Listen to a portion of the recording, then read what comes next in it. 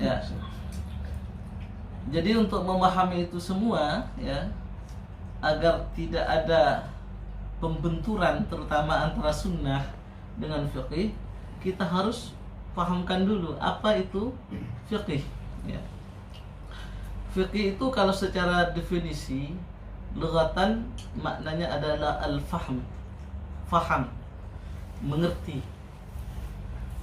Secara pengertian istilahnya fiqih itu al-ilmu bil ahkam syar'iyyati allati tariqatuhal ijtihad. Itu mengetahui hukum-hukum syarak dengan jalan ijtihad. Dengan jalan ijtihad. Artinya apa? Hukum fikih itu adalah hukum produk ijtihad. Nah, ijtihad itu objek kajiannya adalah nas-nas Al-Quran dan hadis yang bersifat dhanniyud dilalah. Yang dilalahnya itu masih dhanni. Jadi nas-nas Al-Quran dan hadis itu ada dua macam, ya. Ada yang pertama namanya qat'iyud dilalah. Dilalahnya sudah qat'i. Dilalahnya sudah qat'i itu maksudnya sudah jelas. Tidak akan ada perbedaan ulama dalam hukum-hukum yang disandarkan kepada nas-nas yang sudah qat'i. Contohnya wajibnya sholat yang 5 waktu, haramnya zina, haramnya minum khamr, haramnya mencuri. Itu nasnya qat'i, jelas. Tidak ada para ulama berbeda pendapat di sana. Maka hukum-hukum yang disandarkan kepada nas yang qat'i ini, kalau dalam usul fikih itu disebutnya sebagai syariat. Jadi syariat, ini bedanya. Nah, yang kedua ada nas-nas itu bersifat dhanni, dhanniyud dilalah, dilalahnya dhann. Nah, karena dilalahnya itu dhanni, maka disinilah timbulnya adanya ruang perbedaan pendapat. Karena dilalahnya masih dhann, di situ memberikan ruang adanya interpretasi kepada pemahaman yang berbeda. Maka hukum yang dihasilkan, ya, dari istinbat hukum kepada nas-nas yang dhanni ini yang kemudian disebut fiqih. Ya, yang disebut fiqih. Jadi objek kajian ijtihad yang menghasilkan hukum fikih itu yang pertama nas-nas Al-Quran dan hadis. Cuman objek kajiannya adalah nas-nas yang dhanni, ya. Sehingga pasti ketika berbicara tentang konteks fikih itu pasti ada perbedaan pendapat. Karena memang nasnya itu sudah dhanniyud dilalah. Ya. Makanya para ulama ada Imam Malik berijtihad memahami dari nas-nas Al-Quran dan hadis, maka keluar fikih Malik. Artinya pendapat-pendapat Imam Malik terkait dengan fikih, pemahaman Imam Malik terhadap nas itu namanya fikih. Fikih Maliki, fikih Syafi'i. Makanya banyak pemikiran seperti itu. Ya, jadi ulama terdahulu itu ketika memahami Al-Quran, nas-nas Al-Quran, memahami nas-nas hadis, ya, ketika dia kemudian memperoleh kesimpulan hukum, dia namakan itu sebagai pemahaman dia terhadap nas. Makanya fiqih. Nah, sekarang itu banyak, mungkin kalau kita baca itu buku-buku mungkin terbit seperti dengan judul tata cara sholat sesuai sunnah gitu. Ya kan, banyak kadang-kadang buku-buku seperti itu. Saya sih sebenarnya dengan judul-judul yang seperti itu bukan menyalahkan, tidak. Ya, bukan menyalahkan, sekali lagi bukan menyalahkan, tidak. Tapi itu sebenarnya kurang pas kalau dalam konteks kita analisa dari ketawaduan gitu. Kenapa? Karena menyandarkan pendapat dia, pemahaman penulis terhadap nas-nas hadis itu sebagai sunnah, menisbahkan sebagai sunnah. Nah, kalau ulama terdahulu kan tidak mengatakan itu sebagai sunnah, tapi fikih. Jadi pendapat dia, pemahaman dia terhadap nas. Jadi fiqhus shalah lebih tepatnya sebenarnya seperti itu kalau dalam konteks lebih tawaduknya gitu. Karena ketika kemudian kita memahami apa yang kita pahami inilah yang sesuai sunnah, itu nantinya akan cenderung menyalahkan orang yang tidak sama pemahamannya dengan kita. Padahal itu ruangnya adalah ruang fikih yang di dalamnya pasti ada perbedaan pendapat seperti itu. Karena di dalam berijtihad itu para mujtahid tentunya dengan seluruh pengetahuan dalil-dalil hukum ya. Karena objek kajian ijtihad itu selain dari nas Al-Quran dan hadis, ini Al-Quran dan hadis ini dinamakan sebagai masadirul ahkam ya, masadir. Nah, selain Al-Quran dan hadis ini ada kemudian yang disebut sebagai dalil-dalil hukum. Apa itu? Ada yang disepakati oleh para ulama.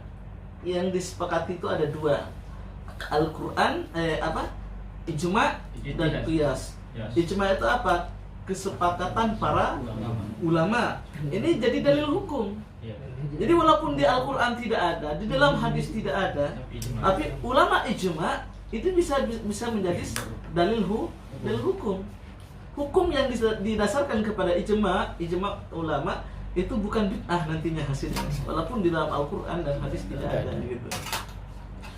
Ada juga selain ijma ini ada qiyas. Qiyas ini hampir para ulama juga sepakat menggunakan qiyas ini sebagai dalil hukum. Apa qiyas itu? Menyamakan satu hukum dengan hukum yang tidak ada dalilnya dengan hukum yang ada dalilnya karena ada persamaan illat gitu. Ada persamaan illat hukum. Maka kemudian hukum yang tidak ada dalilnya ini dalilnya diambilin dari hukum yang ada dalilnya karena ada persamaan illat hukum. Nah, selain yang dua ini banyak lagi dalil-dalil hukum itu. Cuman al ulama mukhtalaf fih, jadi berbeda pendapat. Ada di antaranya seperti maslahah mursalah, ada al-istihsan, ada al-istishab, ada syar'u man qablana, ada al-'arf, ada fatwa sahabah, ya. Ada banyak sekali al-istishab dan sebagainya. Jadi itu merupakan dalil-dalil hukum semuanya yang dimana itu menjadi ranah kajian ijtihad para mujtahid di dalam mengeluarkan hukum. Ya, salah satu contohnya umpamanya Imam Malik menggunakan istihsan itu sebagai dasar hukum. Karena memang kembali lagi kepada kemujmalan nas-nas Al-Quran atau hadis. Karena di dalam hadis itu dikatakan ma ra'ahul muslimu hasanun aw indallahi hasanun. Ya. Apa yang dilihat oleh orang mukmin itu bagus, maka menurut Allah itu juga hasan, bagus gitu. Maka istihsan itu kemudian dijadikan dasar oleh Malikiyah sebagai juga dalil hukum di dalam Islam itu. Imam Syafi'i menolak istihsan dengan perkataan man istahsana faqad syar'a. Dan orang yang sudah menggunakan istihsan maka dia membuat syariat sendiri. Nah, karena memang dalil hukum selain ijma' dan qiyas itu al ulama mukhtalaf fih. Jadi para ulama berbeda pendapat di dalamnya. Jadi begitulah sesungguhnya. Makanya ketika kita berbicara tentang fikih itu, ya pasti di dalamnya ada ruang perbedaan pendapat. Maka ketika kita memahami melalui nas-nas Al-Quran maupun hadis, ya ada baiknya mungkin itulah kita katakan itulah pemahaman kita terhadap nas. Jangan menisbahkan pendapat kita itu sebagai nas gitu. Ya. Karena bisa ada interpretasi kepada pemahaman yang berbeda sehingga kita akan menghargai pendapat orang yang mungkin analisanya beda dengan kita. Karena di dalam berijtihad itu memang kita harus paham ya. Paham di sana ada mutlak muqayyad ya, ada khos, ada am dan sebagainya. Nas-nas itu yang harus kita pahami gitu. Ya. Apalagi ketika ada nas-nas yang ta'arud, bertentangan gitu. Satu mengatakan begini, satu mengatakan begini. Itu ta'arud, bertentangan. Bagaimana cara penyelesaiannya? Itu ranah wilayah para mujtahid membahas di situ. Di situ ada nanti teori nasikh mansukhnya. Ya, ketika ta'arudul adillah dan sebagainya. Ada teori al-jam'u bainahuma, kalau masih mungkin disatukan maka disatukan. Kalau tidak mungkin disatukan maka dilihat nanti mana yang paling kuat ini. Dari dua hadis ini sama-sama kuat ternyata, maka diteliti lagi mana yang lebih awal gitu. Nanti masuk pada teori nasikh dan mansukh di situ. Jadi untuk memahami nas itu butuh keilmuan yang komprehensif gitu. Dia harus mengerti gramatikal bahasa Arab. Ya, coba bayangkan ketika para ulama membahas tentang ayat wudhu saja, Ya, wa idza qumtum ila sholati faghsilu wujuhakum wa aydiyakum ilal marafiq. Permasalahan huruf waw saja itu bisa jadi perbedaan pendapat. Permasalahan huruf ba saja itu bisa jadi perbedaan pendapat di kalangan para ulama. Salah satu contohnya umpamanya dalam famsahu biru sikum, maka usaplah kalau menurut Syafi'i sebagian dari kepala kalian. Kenapa? Karena kata Syafi'i di dalam lafaz biru sikum itu maknanya litab'id, yang bermakna sebagian. Maka cukup kita mengusap sebagian itu sudah cukup. Tapi kalau kata Maliki ya abaknya itu di situ adalah ba zaidah, sehingga maknanya wamsahu biru'usikum itu ada maka usaplah kepala kalian gitu. Sehingga harus keseluruhan gitu. Jadi interpretasi yang seperti itu yang kemudian para ulama berbeda. Imam Hanafi umpamanya juga sama bermakna tab'id, tapi sebagian menurut beliau itu ya tidak cukup lah kalau hanya sebagian, itu harus mencakup mungkin seperempatnya. Kata Hanafi seperti itu gitu. Ini persoalan huruf ba saja sudah melahirkan paradigma hukum yang berbeda. Lain lagi huruf wawnya, huruf atofnya gitu. Famsahu idza qumtum ila salati faghsilu wujuhakum wa aydiyakum ilal marafiq famsahu biru'usikum wa arjulakum. Di situ huruf atofnya pakai waw. Ya. Huruf atofnya pakai waw. Waw itu kalau dalam gramatikal bahasa Arab difungsikan untuk lil jam'i. Artinya bukan untuk lit tartib. Maka kata Hanafiyah dalam wudu itu tidak wajib tertib, ya, tidak wajib tertib. Ya, dia karena kenapa? Karena memahami ayat itu dari gramatikal bahasa Arabnya huruf atapnya udah pakai waw, dan tidak harus tertib gitu. Dan kemudian Hanafi masih memperkuat lagi, pernah Rasulullah SAW itu berwudu, kemudian lupa mengusap kepalanya gitu. Kemudian beliau mengambil sisa basah yang ada di jenggotnya, kemudian diusapkan ketika setelah selesai wudu. Kata Hanafi ini salah satu hadis yang sangat jelas yang menandakan bahwa tertib dalam wudu nggak wajib gitu. Ini ayatnya jelas, dari pemahaman gramatikal didukung oleh hadis. Tapi kata Syafi'i gimana? Ya tetap wajib tertib itu. Kenapa begitu? Syafi'i mengkiaskan kepada masalah sa'i. Dulu ketika orang bingung, ya Rasulullah dari mana kita memulai sya'i? Apakah dari Safa atau dari Marwah? Apa kata Allah? Ibda'u bima bada'allahu bi. Jadi mulailah engkau bersa'i dari apa yang dimulai oleh Allah. Allah di dalam ayat itu memulai dari apa? Innas safa wal. Jadi dari Safa dulu baru ke Marwah. Begitu juga di dalam wudu, ibda'u bima bada'allahu bi. Jadi mulai dari apa? Maka kata Syafi'i, ya tertib dalam wudu juga wajib. Ini salah satu contoh tentang bagaimana nas-nas ketika itu masih dhanniyud dilalah, itu memberikan ruang adanya interpretasi kepada pemahaman yang berbeda. Maka ulama kemudian mengatakan pemahaman dia kepada nas itu sebagai fiqih. Jadi fiqhul wudu gitu, fiqhut taharah, fiqhus shalah.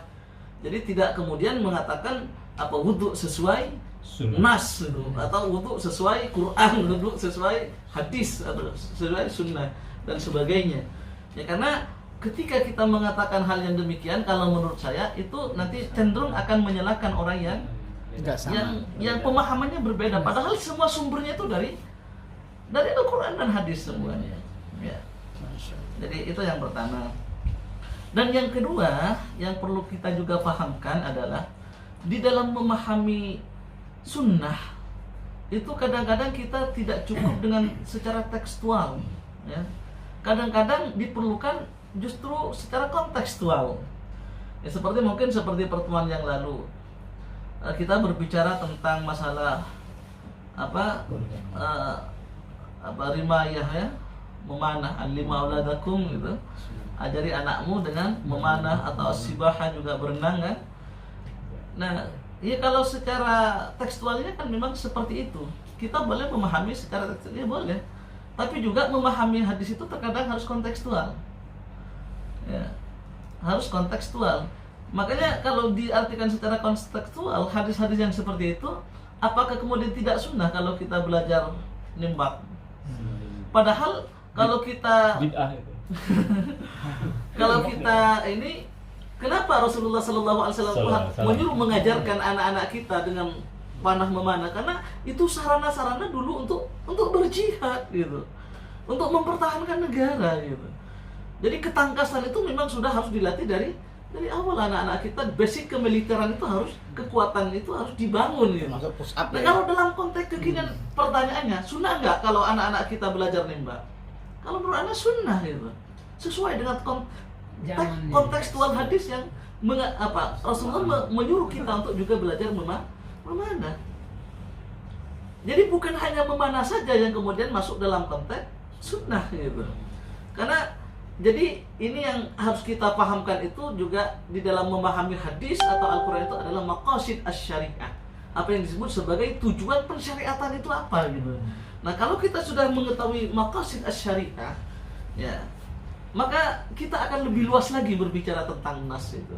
Jadi tidak sesimpel atau sesempit yang kita pahami. Nah, kalau luas nanti liberal. Ya, cuman kalau terlalu luas jadi liberal itu berarti. Ada terkadang gitu, seperti contohnya Mu'adz bin Jabal misalnya, ya, ketika beliau diutus oleh Rasulullah ke Yaman, beliau mengimami orang Yaman itu sholat persis dengan ketika beliau bermakmum dengan Rasulullah SAW. Itu kan sunnah kan gitu. Tapi apa yang terjadi kemudian? Penduduk Yaman mengadu kepada Rasulullah SAW gitu. Kenapa? Karena Mu'adz bin Jabal mengimami kaumnya terlalu lama. Ketika Mu'adz bin Jabal dipanggil oleh Rasulullah SAW itu, ditegur oleh Rasulullah, apa kesalahan saya Rasulullah itu? Padahal saya itu sholat sudah persis banget dengan ketika engkau mengimami gitu, panjangnya. Ya, kata Rasulullah apa? Engkau mengimami kaummu terlalu lama. Ya. Jadi terkadang bahkan menyesuaikan sangat sesuai dengan sunnah itu menjadi salah gitu. Makanya inilah butuh pemahaman kontekstual itu di sini, memahami maqasid asy-syariah itu di situ pentingnya bagi kita. Gitu. Dan untuk memahami hal yang seperti ini tentu kita harus banyak belajar gitu. Tidak cukup hanya ini ya, harus ada belajar usul fiqh gitu, belajar qawaidul fiqh dan sebagainya. Ya, karena hal-hal yang seperti ini terkadang mungkin tidak difahami secara detail ya, kecuali kita memang belajar secara khusus seperti di pesantren gitu.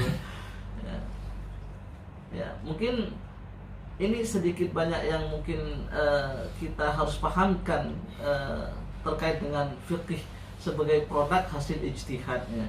Nah, fikih itu sebagai produk hasil ijtihad ya. Tentu yang pertama itu tadi pasti ada perbedaan pendapat di dalamnya ya. Dan hasil satu ijtihad itu tidak bisa dinafikan dengan hasil ijtihad yang lain. Bahkan walaupun yang ijtihad itu adalah satu orang.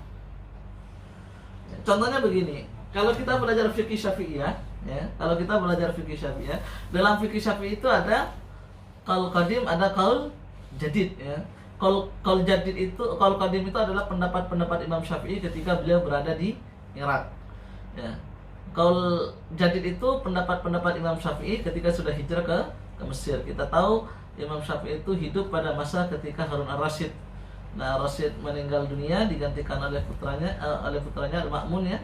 Terjadi pergolakan politik terutama ketika Al-Ma'mun itu kemudian mengadopsi lebih dekat kepada pemikiran Mu'tazilah sehingga kemudian memaksakan pendapat tentang kemakhlukan Quran. Dan itu dipaksakan sampai juga diantaranya Imam Ahmad bin Hanbal menjadi korban juga, dipenjara, dicambuk ya, karena beliau bertahan kepada pendapatnya. Sementara Imam Syafi'i memilih hijrah ke Mesir. Nah, ketika di Mesir beliau berijtihad kembali dalam persoalan fikih, menghasilkan pemikiran yang berbeda ketika kemudian beliau berijtihad di Irak. Kenapa itu? Karena ya, belum ada YouTube. Jadi ada qaul qadim, ada qaul jadid. Ya. Jadi dalam fikih Syafi'i itu ada dua qaul. Apakah kemudian qaul jadid ini menasih qaul qadim? Tidak begitu di dalam fikih itu. Karena dua-duanya itu adalah produk al-ijtihadu la yanqusu bil ijtihad. Satu hasil produk ijtihad tidak bisa dinafikan dengan produk ijtihad yang lain. Makanya ulama-ulama fikih Syafi'i itu mencatat ada sekitar 20 persoalan dalam fikih Syafi'i itu yang dimana qaul qadim bahkan lebih afsah daripada qaul jadid. Ya, lebih seperti contohnya kalau di dalam qaul jadid waktu maurid itu pendek sekali. hanya seukuran kita wudhu, sholat sunnah 2 rakaat sudah habis sholat maghrib. Kalau dalam qaul jadid. Kalau dalam qaul qadim kan agak lebih ya seperti yang kita terapkan sekarang sampai as-syafaqul ahmar itu hilang, itu yang qaul qadim. Ya. Jadi kalau satu orang saja berijtihad bisa berbeda, bisa menghasilkan produk ijtihad yang beda, apalagi beda orang gitu. Lebih jauh. Sekarang kita satu. Dulu Natal haram, sekarang Natal halal. Ya, makanya kan begini. Ketika hukum itu disandarkan kepada, terutama kalau dalil-dalil yang dipakai adalah Disandarkan pada uang. hukum kepada dalil satu tari'ah misalnya ya. Satu tari'ah itu kan untuk menolak bahaya umpamanya. Ya, salah satu dalil ini jadi sandaran hukum juga. Ya kayak dulu umpamanya fatwa ulama haram hukumnya pakai celana. Kenapa ilat hukumnya? Karena tashabbuh bil kufar. Orang-orang kafir dulu pakainya celana gitu. Masa penjajahan karena untuk membackup, membentengi umat dari budaya-budaya barat, budaya-budaya penjajah, ulama membuat fatwa haram bercelana gitu. Khusus di Madura. Di Bekasi enggak. Nah, ada fatwa yang seperti Harum nih. harum. Apa ininya dasar hukumnya? Ya itu tadi. Dia satu dari sebenarnya yang dipakai itu. Di situ ada masalah kenapa? Karena untuk dalam upaya membentengi umat dari budaya-budaya barat. Nah, kalau sekarang apakah masih ada ilat hukum itu? Ya sudah tidak ada. Makanya hukum yang didasarkan kepada nas yang masih dhanni atau hukum yang didasarkan kepada dalil-dalil hukum seperti istihsan, maslahah mursalah, sadud dari'ah itu terkadang bisa berubah sesuai dengan perubahan waktu dan tempat. Makanya waktu dan tempat ini kadang mempengaruhi seorang ulama itu di dalam berijtihad. Ya. Udah sarung aja bid'ah ya. Al-hukmu yataghayyaru bi taghayyuril azmina wal amkina. Jadi hukum itu terkadang bisa berubah sesuai dengan perubahan waktu dan tempat. Makanya berbicara hukum fikih itu elastis banget. Ya, perbedaan pendapat itu bukan hanya pada masa-masa imam mazhab ya. Pada masa Rasulullah itu sudah ada. Salah satu contohnya ketika setelah selesai perang Ahzab atau perang Khandaq itu kan, setelah pulang ke Madinah, ya, pulang ke rumah, ketika hendak udah mandi, meletakkan senjata mandi, kemudian datang malaikat Jibril, apakah engkau sudah meletakkan senjata, hai Muhammad, kata malaikat Jibril.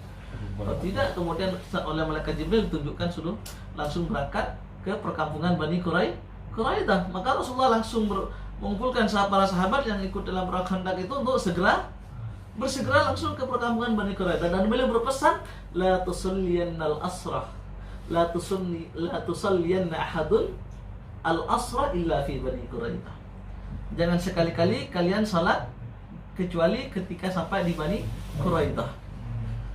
Di dalam perjalanan ya, belum sampai ke perkampungan Bani Quraidah matahari sudah mau terbenam gitu. Udah mau habis salat asar. Ini kata seorang sahabat yang satu kelompok, ayo kita sholat di sini sekarang. Asar sudah mau habis. Kata yang lain, tidakkah kau tahu tadi apa pesan Rasulullah? Bukankah kita disuruh sholat asar di Bani Quraidah? Yang satu berpegangan kepada tekstual hadis, ya kita itu diperintahkan oleh Nabi untuk sholat di Bani Quraidah. Ya udah sholat di sana gitu. Kata yang satunya, tadi Rasulullah itu berpesan begitu, maksudnya kita suruh cepat-cepat gitu. Jadi kita sholat di sini, yang namanya sholat itu kan adalah satu ibadah yang kita bermaukuta, ada waktunya gitu. Nah kita sholat di sana, sehingga terpecah dua kelompok gitu. Sebagian sholat di situ, sebagian ya terus lanjut sholat asarnya bahkan sampai isya gitu, sampai di Bani Quraidah kan. Nah ketika kemudian dua hal ini diadukan kepada Rasulullah, apa kata Rasulullah? La haraj. Tidak apa-apa, tidak apa. Karena dua-duanya itu adalah produk ijtihad para ulama di dalam memahami teks hadis. Bisa dipahami? Iya. Jadi semua orang bid'ah ya. Bid'ah itu perlu juga bid'ah. Iya. Quran itu bid'ah dulu nggak ada. Makanya kalau bagi mujtahid itu man ijtahada fa asaba falahu ajrani wa man ijtahada fa akhta lahu falahu ajrun wahid. Jadi kalau kita ijtihad kemudian ijtihad kita salah, kita masih dapat satu pahala. Tapi kalau kemudian kita ijtihad kita kemudian benar, maka kita dapat dua pahala. Ya. Nah, Nah bagi kita, apakah sudah sampai pada tingkatan mujtahid itu? Ya, itu pertanyaannya. Jauh. Nah, itu pertanyaan lagi. Makanya di dalam kita berhukum itu, ya, di dalam mengamalkan kita beragama, kita karena kita tidak punya kemampuan untuk memahami sendiri kepada Al-Quran dan hadis, kemudian kita ikut ulama. Ya. Di dalam tingkatan ini ada, setelah mujtahid itu ada muttabi namanya. Apa muttabi itu? Mengikuti ulama dengan kita mengetahui dasar hukumnya. Jadi kita cara sholat kita begini, kita tahu dalil hukumnya. Ya, menurut Imam Syafi'i begini umpamanya. Ya. Jadi kita tahu itu namanya muttabi. Minimalnya kita berada dalam derajat ini. Dan rata-rata ya ulama ya di sini gitu. Iya, kita tuh yang jadi masalah itu kan Di kita ya udah ikut pada ulama yang mana itu sudah dapat dibenarkan. oh jadi nggak harus. Cuman kalau dalam beberapa pendapat ya harus bermadhab, makanya dalam konteks itu. Karena begini, Ustaz, kayak sholat aja. Oke. Nah, sholat itu sebaiknya walaupun kita punya pemahaman berbeda, tapi di situ ada hadis yang lebih ini kan menjaga ukhuwah. Taruhlah kita misalnya yakin bahwa dengan menggerakkan tangan sangat tahiyat itu hadisnya kuat ini. Gitu. Tapi ketika di samping kita Kuat ini kata perspektif iya, kata nah. perspektif yang lain bisa beda gitu. Betul. Ya. Belum selesai kerjaannya. Ternyata Ahsaman kuatnya itu begini. Nah, karena saya ada hadis bahwa ukhuwah lebih utama, walaupun saya meyakini menggerakkan yang lebih kuat karena Ahsaman gini, jadi saya ikutin Ahsaman. Iya, Nah, itu ada gitu lagi pendapat saya. Hah? Gitu. Jadi gini, anak yakin nih menggerakkan iya, itu di situ kunut, makanya lebih atur kuat. kunut gitu kan, sama ya. Sama. Kayak lebih halka sama apa? Boleh aja. Karena gitu. ukhuwah itu lebih utama, maka yang tadi hadis yang lebih kuat itu dikalahkan dengan ukhuwah.